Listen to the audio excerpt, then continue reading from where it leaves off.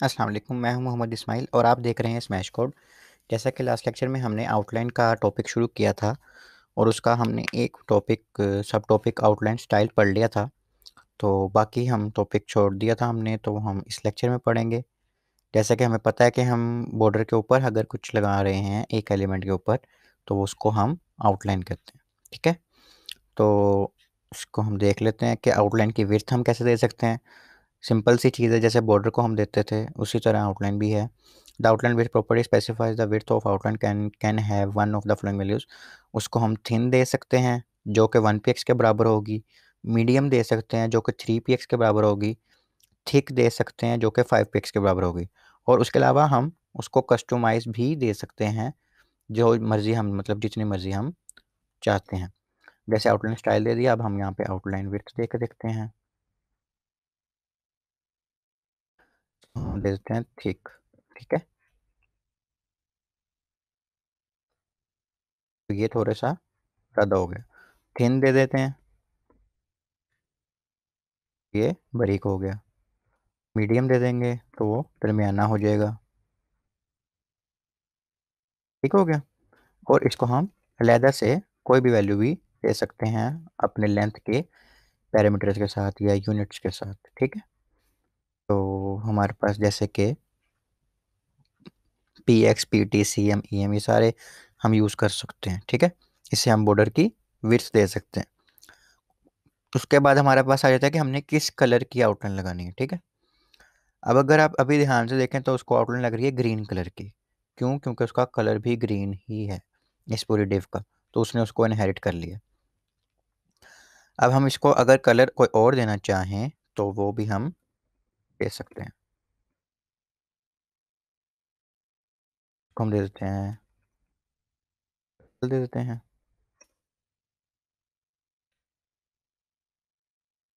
हमारी पर्पल हो गई है।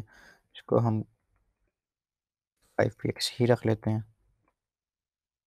ठीक है, और अभी भी मैं आप लोगों की कन्फ्यूजन क्लियर कर दूं कि बॉर्डर नहीं है, बॉर्डर अलग चीज़ है।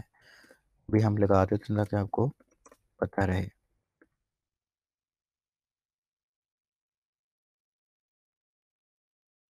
कि मैं सेमीकोलन भूल गया था तो नीचे से कोई भी स्टाइल नहीं लगा, तो अभी एरर आ गया था। तो वो भूलना नहीं है। ये बॉर्डर अब रेड कलर का लग गया और पर्पल कलर के ऊपर से आउटलाइन लग गई है। ठीक हो गया। सॉरी। अच्छा, उसके बाद हमने क्या करना है, आउटलाइन को कलर हम कैसे कैसे दिखा सकते हैं।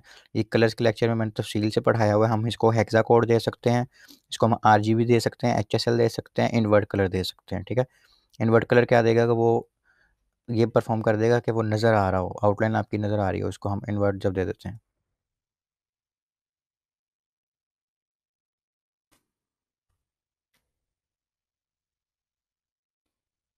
ठीक है, वो कलर अब हमें नज़र आ रहा है ग्रीन। अच्छा, इसके बाद हम इसको हेक्सा कोड भी दे सकते हैं, इसको हम। ठीक हो गया। तो इस तरह हम डिफरेंट तरीक़ों से इसको कलर दे सकते हैं। उसके बाद हमारे पास है CSS outline short hand property, यानी हम ये 3 लाइनें नहीं लिखना चाहते, या ये तीनों लाइनें नहीं लिखना चाहते, हम इसी काम को एक लाइन में लिखना है अगर, तो उसके लिए हमने क्या करना है, ये सिर्फ लिखना है आउटलाइन। अब हमारे पास 3 चीज़ें हैं, स्टाइल, कलर और विड्थ। जैसे बॉर्डर में थी हमारे पास, उसमें भी यही था। इ इसमें भी आपने कोई ऑर्डर नहीं है इसका, यानी अगर आप पहले विड्थ लिखना चाहते हैं तो पहले विड्थ लिख दें, उसके बाद आप अगर कलर लिखना चाहते हैं तो आगे आप कलर लिख दें, उसके बाद आप स्टाइल लिखना चाहते हैं तो आप उसके बाद स्टाइल लिख दें। लेकिन जो सबसे इम्पोर्टेंट बात है, जो स्टाइल है वो लाज़मी लिखना है। अगर स्टाइल नहीं लिखेंगे तो बाकी 2 चीज़ें भी नहीं लगेंगी, ये मैंने लास्ट लेक्चर में भी बताया था। अब अगर हम इन तीनों लाइनों को कमिट कर दें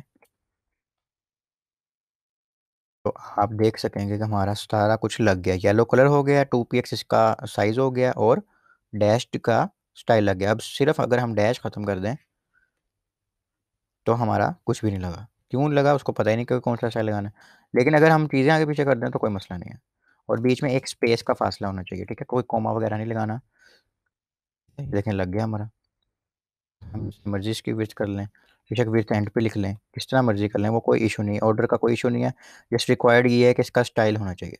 अगर आपने कलर नहीं भी बताना तो वो खुद ही ले लेगा ग्रीन। ठीक हो गया। आपने इसको विड्थ नहीं भी बतानी तो उसको जो भी बाय डिफ़ॉल्ट उसकी होती है उसने वो ले लिया। ठीक हो गया। स्टाइल सबसे चीज़ लाजमी है, ठीक हो गया। ये हमारी 3 चीज़ें लग गई। अब एक चीज़ हमारी रह गई है कि CSS आउटलाइन ऑफसेट। अब ये जो बॉर्डर है, ये जो रेड कलर का बॉर्डर है और ये ग्रीन कलर की आउटलाइन है, इसके बीच में अगर हमने फासला रखना है तो उसको हम कहते हैं आउटलाइन ऑफसेट। उस आउटलाइन ऑफसेट को हम लिखते हैं,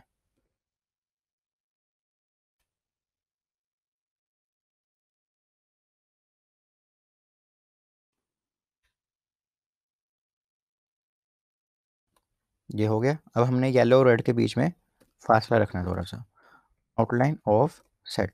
इस पे हम कर देते हैं 2px। ये देखें, अब ये जो बीच में स्पेस आ गई है ट्रांसपेरेंट सी, इसको कहते हैं ऑफसेट। इसको हम ज़्यादा भी कर सकते हैं, इसको हम कम भी कर सकते हैं। इसको हम 1px भी कर सकते हैं, इसको हम 10px भी कर सकते हैं। तो ये आउटलाइन ऑफसेट की प्रॉपर्टी हो गई, ठीक है। अगर हमने आउटलाइन को और बॉर्डर के बीच में कोई फासला रखना है तो हम ये चीज़ें करते हैं।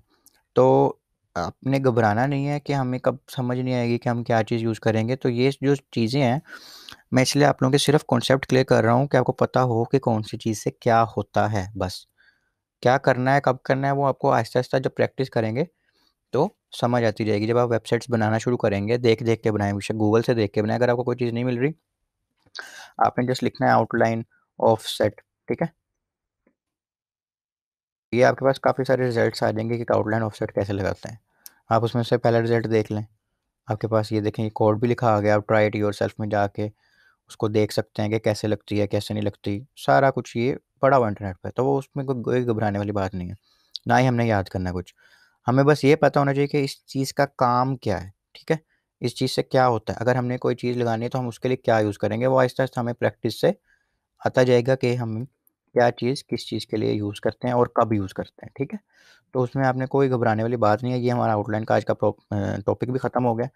इंशाल्लाह नेक्स्ट लेक्चर में हम कोई नेक्स्ट टॉपिक शुरू करेंगे। उम्मीद है आपको समझ भी आई होगी, और अगर कुछ समझ नहीं आई तो आप कमेंट कर सकते हैं। उसके अलावा आप प्रैक्टिस ज़रूर करें ताकि आपको जो चीज़ें समझ नहीं आ रही वो क्लियर करें आप, और तभी आप अच्छे वेब डेवलपर बन सकते हैं। इस लेक्चर में इतना ही, मिलते हैं अगले लेक्चर में। अल्लाह हाफ़िज़।